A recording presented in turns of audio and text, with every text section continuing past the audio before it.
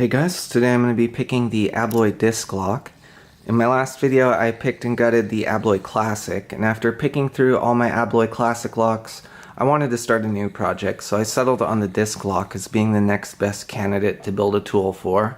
Now, other than the profile, there are a number of differences between this lock and the Classic. Most notably, it has return bars that allow the lock to be opened either clockwise or counterclockwise, and it also uses alternating size spacers. They alternate between 0.59 millimeters and 0.49 millimeters. So that means the thinnest spacer in the lock is roughly about 19 thousandths of an inch in thickness. Here's the key. Now the key has cuts from 7 different depths of cut between 0 and 6, and those are in 15-degree increments. About a month ago now I finished the first tool for the lock, and that's this tool in front here. And this tool was able to pick the lock open and worked really well, but there were a few things about it that I wanted to change. So I ended up building a second tool that I finished last week, and this one I'm really happy with. You can see it looks quite a bit different. One of the biggest changes is now the handles slide into each other. The reason I did that is so I could add depth markings, but because I had trouble fitting my rotary table to the mill, those will have to wait until I get that worked out. I have another rotary table coming that should arrive this week, so I should be able to add the depth markings soon. Other than that, the picking tip is now thinner. In this second tool, it's 15 thousandths versus the original tool's 18 thousandths thickness picking tip. The profile in the second tool is also milled to a more exacting standard, and I used a knurling tool for the first time. The knurls aren't perfect, but overall I like how they make the finished tool look, and it does give you something more to grip onto. So I'm going to get started picking this here.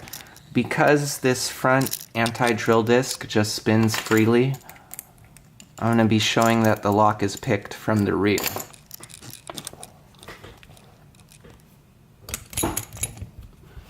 So when the key is fully inserted into the lock and rotated, you can see the back of the plug now rotates.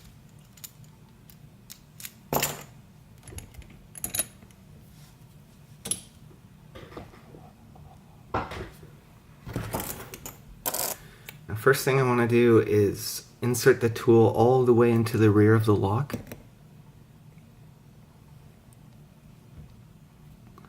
And then I'm going to apply clockwise tension to the rear disc.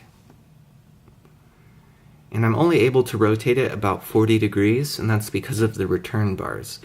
To get the full rotation out of the rear disc, I have to locate the second tension disc and rotate it manually with the pick. And once that's done, now the return bars are fully rotated, and I can go about picking the lock like normal. So I'm going to start from the rear here. In my experience, the discs in the back tend to bind first.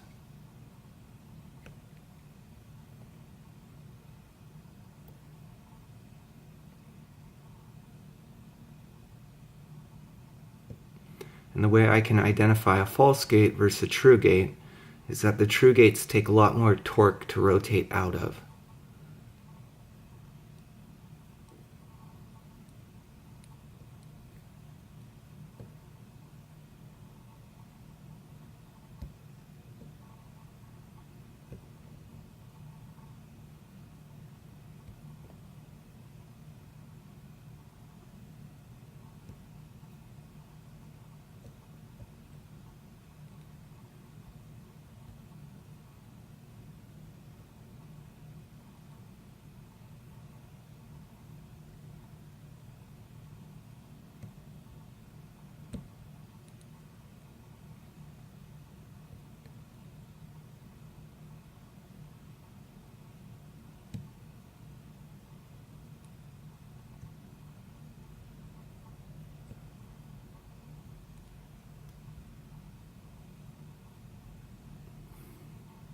Okay, so now I'm passing the middle tension disc.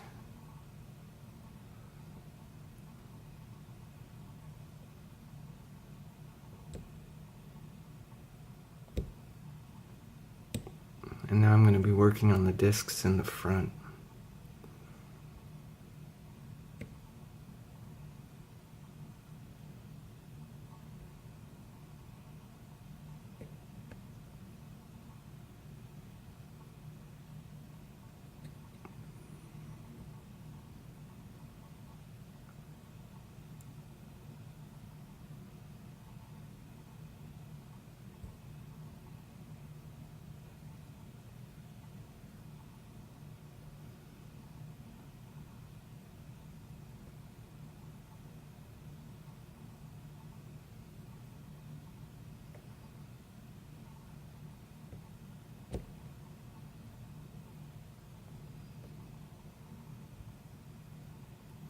Okay, all the discs are now rotated.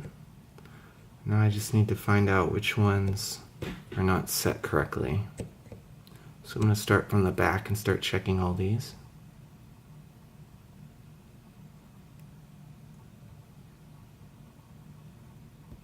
Oh, there we go. So that was the second disc from the rear. Okay, so you can see now the lock's been picked. So I'm going to go about gutting this thing now.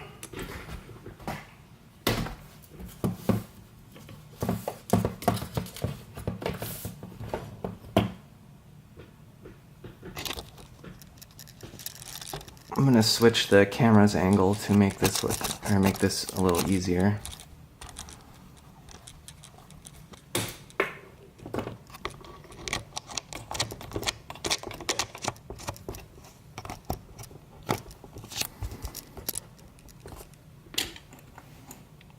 Okay, so now I got to pull this tool out.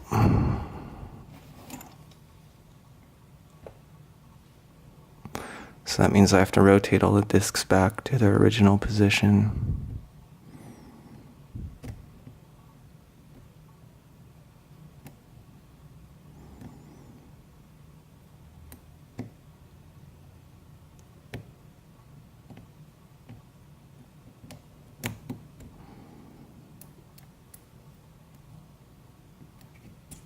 There we go.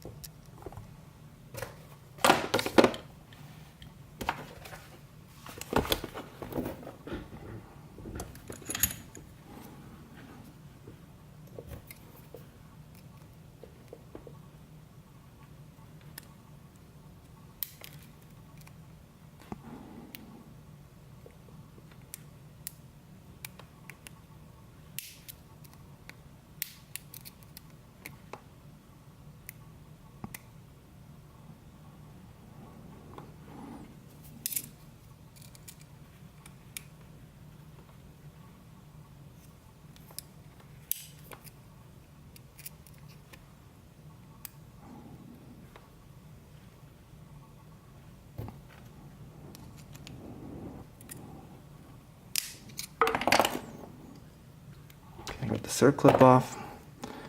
I should be able to just pull this out now.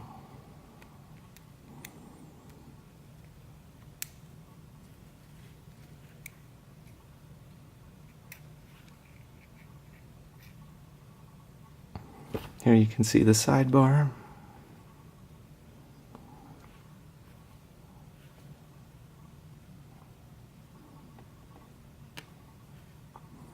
I'm going to take these ball bearings out. And I'll show you the return bars.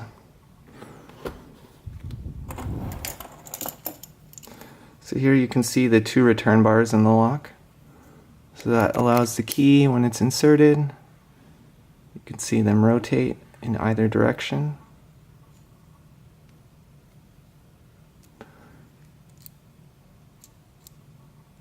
And then once the key's rotated, you can see all the true gates moved to their proper positions.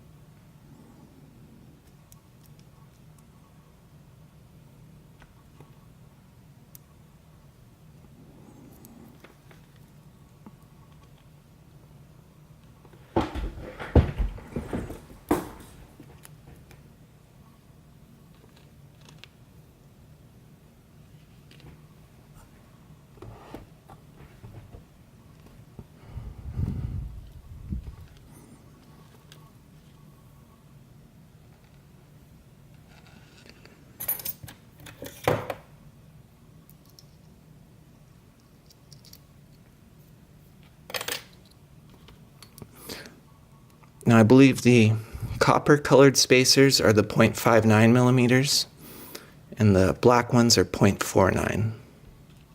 I believe they use alternating size spacers to make decoding more difficult.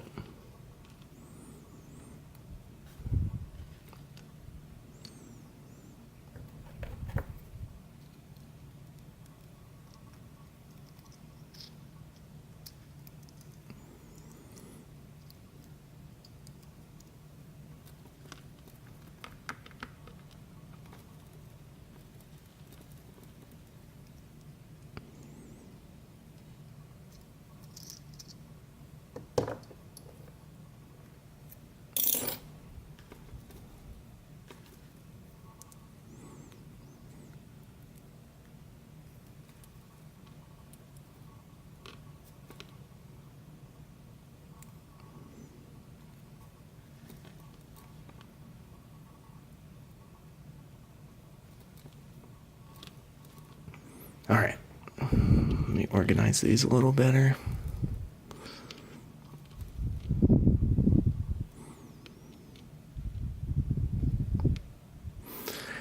So those are all the discs. The lock's fully gutted. The return bars are still in the plug. And you can see here the different colored spacers. The black ones are thinner and the copper ones are thicker. And then we have the different discs. This is the rear disc, and that's the one that tensions the return bar, and then there's another one in the middle of the lock right here that also tensions the return bar. So that's been the Abloy Disk Lock, picked and gutted. Thanks for watching, guys, and have a good night.